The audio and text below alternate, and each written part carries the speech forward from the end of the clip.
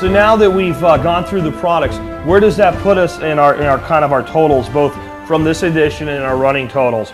Well, we've added, with another investment of $15.16 here, an additional 3,380 calories. We've added 2,394 carbohydrates to our total package. We've added 372 grams of protein and 291 grams of fat. So this addition alone is more fat grams than we've had from all the other items put together. That should help a little bit with our deficiency. When we look at the running totals now, we take all the stuff from the last phases and add it to these. Where are we at with the project so far?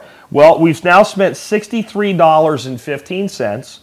In return for that, we have put away 35,080 calories. That's enough at a 2,000 calorie a day diet, which you don't really need but would be beneficial to have in a survival period. About 17 days for one person, or about 8.5 days for two people for $63. And we've got 5 years storability going on here.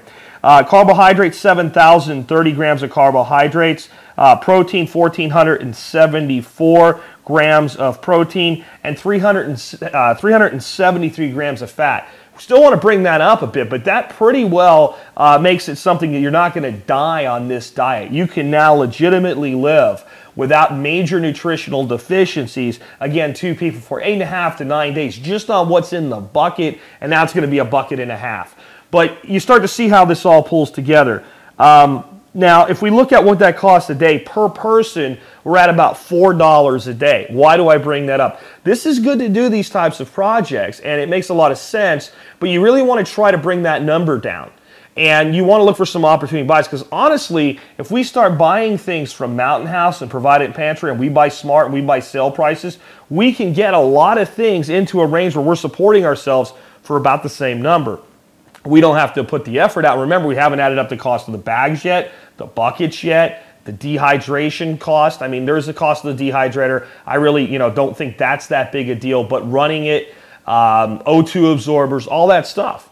So one of the things I want to drive home through this project is you can do this a little at a time, and then it doesn't really matter that you're paying a little bit more for some things. But if you really want to stock up heavy, look for the opportunity buys, look for the sales. I normally wouldn't buy some of these items at these prices. I would wait for sales and wait for opportunity, but I wanted to get this video series off running and keep it running for you. So I've paid a little bit more than I've had to here. There's a lot of other things we could do to boost it without boosting the cost. We could put away flour or even whole wheat flour. I think people are really afraid to store long-term whole wheat flour. You can get 2 years out of it. No problem. Vacuum sealed with O2 absorbers. A lot of people say that can't be done, but it can.